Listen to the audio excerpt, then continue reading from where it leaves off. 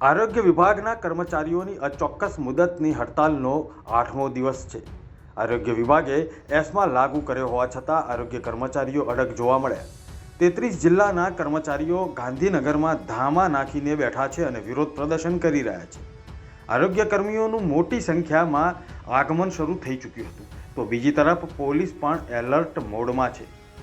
આરોગ્ય કર્મીઓની મુખ્ય માંગણીઓમાં ટેકનિકલ કૌશલ્ય આધારિત પગાર ધોરણ લાગુ કરો, ખાતાકીય પરીક્ષા રદ કરો જેવી માંગણીઓ સામેલ છે।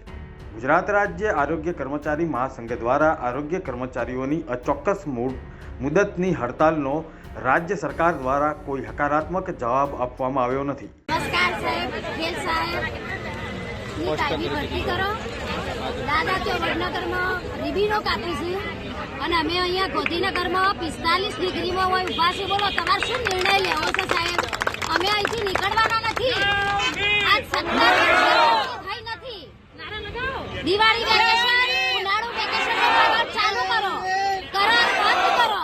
જ્યાં સુધી કરાર બંધ કરવો જ પડશે, કાયમી ભરતી નહીં થાય ત્યાં સુધી ગાંધીનગરમાંથી હટવામાં આવશે નહીં, ચાહે ગમે તે થાય।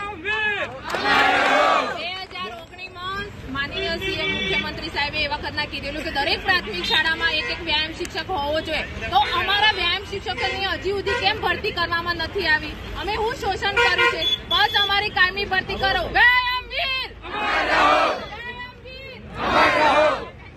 આરોગ્ય કર્મચારીઓએ ગ્રેડ પેમાં સુધારો કરવા, ટેકનિકલ ગ્રેડ પેનો સમાવેશ કરવો, ખાતાકીય પરીક્ષામાંથી મુક્તિ આપવી અને ટેકનિકલ કેડરમાં સમાવેશ કરવાની માંગ સાથે અચોક્કસ મુદતની હડતાલ પાડી છે।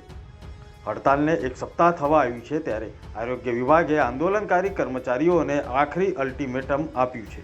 ગાંધીનગરમાં એક તરફ આરોગ્ય કર્મીઓ સરકારના માથાનો દુખાવો બનીને આંદોલન કરી રહ્યા છે, તો બીજી બાજુ રેલી સ્વરૂપે વ્યાયામ શિક્ષકો આંદોલન કરી કાયમી ભરતીની માંગ કરી રહ્યા છે।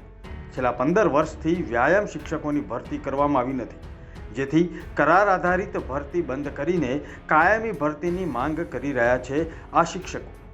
આંદોલનને ધ્યાનમાં રાખીને પોલીસનો ચુસ્ત બંદોબસ્ત ગોઠવી દેવામાં આવ્યો।